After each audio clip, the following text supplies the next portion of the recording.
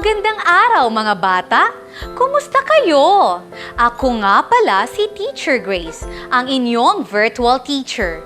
Samahan niyo akong tuklasin ang kahalagahan ng kaalaman sa lokasyon ng isang bansa para maunawaan kung paano nahubog ang nakaraan o kasaysayan at mas lalo pang mapahalagahan ang kasalukuyan. Handa na ba kayong matuto? Mga bata, basahin ang mga pahayag na ipapakita sa screen ng inyong telebisyon. Isulat ang salitang tama kung ang pahayag ay may katuturan at mali naman kung ang pahayag ay walang katuturan. Sabay-sabay nating basahin ang mga pahayag. Una, ang Pilipinas ay isang bansa. Mahusay! Ang sagot ay tama. Pangalawa, naging madali ang migrasyon ng mga katutubo dahil malapit lang ang Pilipinas sa kalupaang Asya. Magaling! Ang sagot ay tama. Pangatlo, ang Asya ang pinakamalaking kalupaan o lupalop sa buong daigdig. Tumpak! Ang sagot ay tama. Pang-apat, tao, teritoryo at pamahalaan lamang ang kailangan para maging isang ganap na bansa. Mahusay! Ang sagot ay mali. Panglima, ang Pilipinas ay tinatawag na perlas ng silangan. Magaling! Ang sagot ay tama. Ilan ang nakuha ninyong tamang sagot? Kung 5, napakagaling. Kung 3 o 4, mahusay. Kung 1 o 2, pagbutihan sa susunod na gawain. Mga bata, sa araw na ito, tatalakayin natin ang kaugnayan ng lokasyon sa paghubog ng kasaysayan. Magpapakita ako sa inyo ng isang video clip kung bakit may kaugnayan ang lokasyon sa paghubog ng ating kasaysayan. Pero, bago ko ipakita ang video clip, itala ang mga sumusunod na tanong upang kayo ay magabayan sa inyong panunood. Tandaan na inyong sasagutan ang naturang mga tanong pagkatapos ninyong manood. Saan ang lokasyon ng Pilipinas sa mapa ng mundo? Sino ang mga unang taong nanirahan sa ating bansa? Ano ang iba't ibang dahilan ng pananakop ng Espanyol, Amerikano at Hapones sa Pilipinas? Magandang araw! Ihanda na ang mga sarili sa mga bagong kaalamang matututunan natin ngayon. Sa araling ito, maipapaliwanag natin kung ano ang kaugnayan ng lokasyon sa paghubog ng kasaysayan ng Pilipinas. Saan ang lokasyon ng Pilipinas sa mundo? Ang tiyak na lokasyon ng Pilipinas ay matatagpuan sa Timog Silangang Asya. Ito ay nasa pagitan ng mga latitude na 4° 23' at 21° at 25' hilaga, at sa pagitan ng mga longitude na 16° at 127° sa silangan. Ito ay napapalibutan ng mga anyong tubig. Makikita sa silangang bahagi ang Philippine Sea at Karagatang Pasipiko, Dagat Celebes sa timog, Timog Dagat China o Kanlurang Dagat ng Pilipinas sa kanluran, at Bashi Channel sa kipot ng Luzon sa hilaga. Ano naman ang kinalaman ng lokasyon ng Pilipinas sa paghubog ng kasaysayan nito? Una, napadali ang migrasyon ng mga katutubong Negritos, Indones at Malay at iba pang pinaniniwala ang mga unang taong nanirahan sa bansa. Naitatag ang kalakalan sa mga kalapit bansa tulad ng China, India, Hapon, at mga bansang Arabo.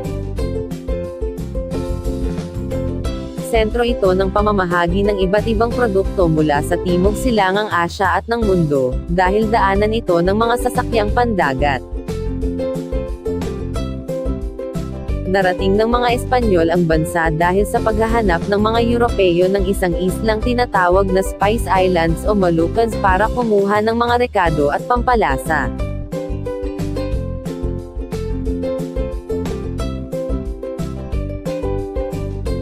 Sinakop ng mga dayuhan na nagpakilala ng mga bagong kultura na niyakap ng mga Pilipino tulad ng Katolisismo mula sa mga Espanyol, edukasyon ng mga Amerikano, at panitikan mula sa mga Hapones. Sa iba't ibang dayuhan na naging parte ng kasaysayan at nakipagkalakalan sa ating bansa, naimpluwensyahan nito ang ekonomiya, edukasyon, relihiyon, politikal, at iba pang sosyo-kultural na niyakap at nagpabago sa pamumuhay ng mga Pilipino. Hanggang sa muli, maraming salamat sa panonood. Upang lubos na maunawaan ang inyong napanood, balikan at sagutan natin ang mga tanong na ibinigay ko sa inyo kanina. Saan ang lokasyon ng Pilipinas sa mapa ng mundo? Magaling! Ang Pilipinas ay matatagpuan sa Timog Silangang Asya. Ito ay nasa pagitan ng mga latitude 4 degrees 23 minutes at 21 degrees 25 minutes sa Hilaga at sa pagitan ng mga longitude 16 degrees 00 minutes at 127 degrees 00 minutes sa Silangan. Ano-ano ang anyong tubig na nakapalibot sa Pilipinas? Mahusay! Ang Pilipinas ay napapalibutan ng mga anyong tubig. Makikita sa silangang bahagi ang Philippine Sea at Karagatang Pasipiko, Dagat Celebes sa timog, Timog Dagat China o Kanlurang Dagat ng Pilipinas sa kanluran, at Bashi Channel sa kipot ng Luzon sa Hilaga. Sino ang mga unang taong nanirahan sa ating bansa? Magaling! Sinasabi na ang mga unang taong nanirahan sa Pilipinas ay ang mga katutubong Negritos, Indones at Malay. Malapit ang Pilipinas sa kalupaang Asya, kaya napadali ang migrasyon ng mga unang taong nanirahan sa ating bansa. Ano ang mabuting na idulot ng lokasyon ng Pilipinas sa mabilis na pag-unlad ng kalakalan sa mga kalapit na bansa? Ang lokasyon ng Pilipinas ay naging daan sa pag-unlad ng kalakalan sa mga kalapit bansa nito gaya ng China, India, Hapon at Arabia. Ang Pilipinas ay naging sentro ng pamamahagi ng iba't ibang produkto mula sa Timog Silangang Asya dahil daanan ito ng mga sasakyang pandagat buhat sa maraming panig ng mundo. Bunga nito, umunlad din ang ekonomiya ng bansa, pati na rin ang kultura nito.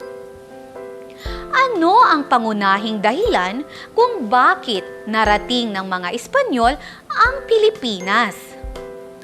Mahusay!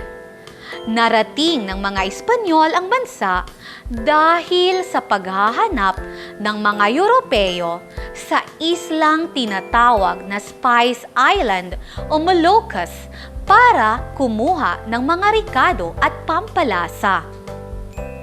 Ano-ano ang naging ambag ng mga Espanyol, Amerikano at Hapones sa paghubog ng ating kasaysayan? Tama! Napabago ng mga Espanyol ang ating paniniwala mula sa pagiging pagano ay ipinakilala ang relihiyong Kristyanismo, partikular ang paniniwalang Katoliko. Nagtayo naman ang mga Amerikano ng pangkaligtasang base militar laban sa pagsalakay ng mga bansa sa silangan. Ginamit ng mga Amerikano ang base militar bilang arsenal o imbakan ng mga kagamitang pandigma at dito rin ay nagsanay sila. Ang Pilipinas ay naging tagatustos o supplier ng mga hilaw na materyal ng bansang Amerika, kapalit ang proteksyon o pagiging alyado natin sa kanila. Sinakop tayo ng mga Hapones para mapadali ang kanilang pagkakatatag ng imperyo sa buong Asya o saan mang bahagi ng daigdig. Ngayon, gamitin natin itong mapa upang hanapin ang isla at mga dagat o karagatang matatagpuan sa iba't ibang direksyon ng Pilipinas. Una, Dagat Pilipinas o Philippine Sea. Saan natin ito makikita? Ang galing naman! Ito ay nasa silangan ng Pilipinas. Pangalawa, Kipot ng Luzon o Luzon Strait. Magaling! Nasa hilaga ng Pilipinas ang Kipot ng Luzon o Luzon Strait. Pangatlo, Dagat Celebes o Celebes Sea.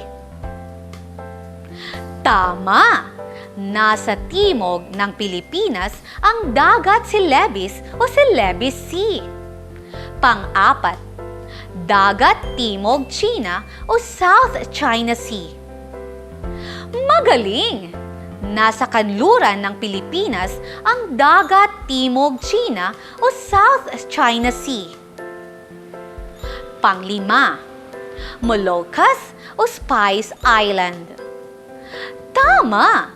Ang Moluccas o Spice Island ay nasa timog ng Pilipinas. Ngayon naman mga bata, maglalaro tayo ng loop word. Hanapin sa loob ng kahon ang salitang tinutukoy sa bawat bilang. Handa na ba kayo? Simulan na natin! Una, ito ay anyong lupa na binubuo ng malalaki at maliliit na pulo at napapalibutan ng tubig.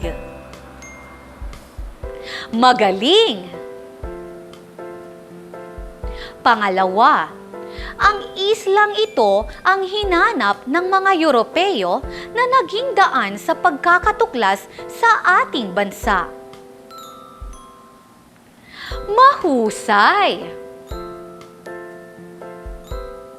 Pangatlo, ito ang tawag sa magandang lokasyon ng Pilipinas, kaya naging tagpuan ito ng kulturang kanluranin at silangan. Tama! Pang-apat, ito ang relihiyong pamana ng mga Espanyol sa paghubog ng ating kasaysayan. Ang galing naman! Pang-lima, ito ay ang bansang nagtatag ng base militar sa Pilipinas. Magaling! Pang-anim, ito ang bansang nagbalak magtayo ng imperyo sa Asya, kaya sinakop nito ang Pilipinas. Tumpak! Ilan ang nakuha ninyong tamang sagot? Kung 6, sobrang galing. Kung 4 o 5, mahusay. Kung 1 o hanggang 3, pag-igihan pa sa mga susunod na gawain. Para lubos na mabuo ang kaisipan ng araling ito, punan ang patlang ng salita. Piliin ang angkop na sagot sa loob ng kahon. Una, ang lokasyon na ito ay may malaking kinalaman sa paghubog ng kasaysayan.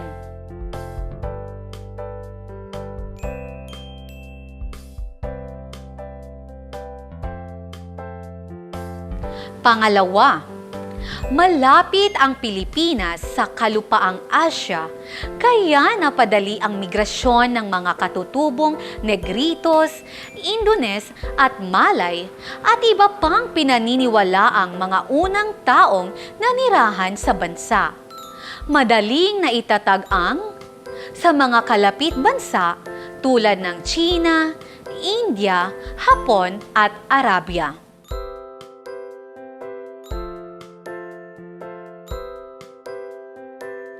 Pangatlo, naging ito ng pamamahagi ng iba't ibang produkto mula sa Timog Silangang Asya at ng mundo dahil daanan ang Pilipinas ng mga sasakyang pandagat ng iba't ibang bansa.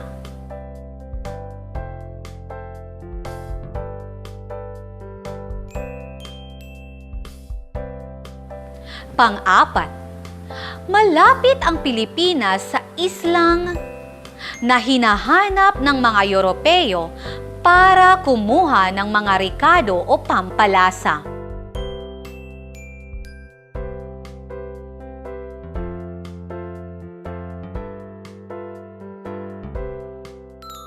Panglima, sa aspektong ay sinasabing ang Pilipinas ay sentro ng pinaghalong kultura ng mga bansang kanluran at silangan.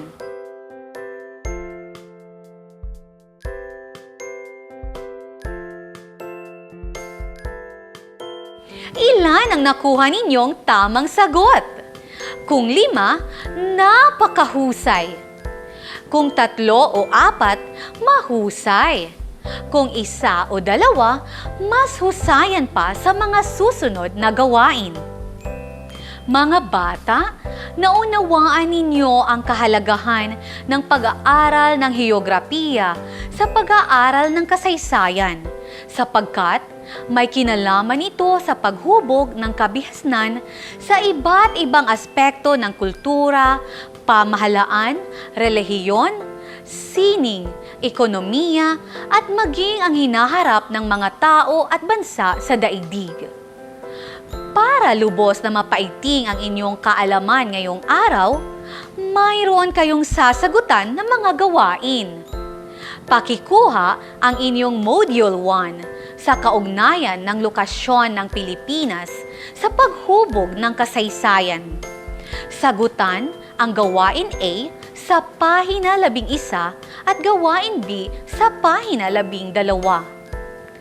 Para sa karagdagang kaalaman, maaaring tawagan o i-text ang numero ng inyong guro na matatagpuan sa likod ng inyong mga module. Isa na namang makabuluhang araw para sa tayo ng bago aralin. Muli, ako Teacher Grace, ang may alam sa araling Panlipunan. Hanggang sa muli!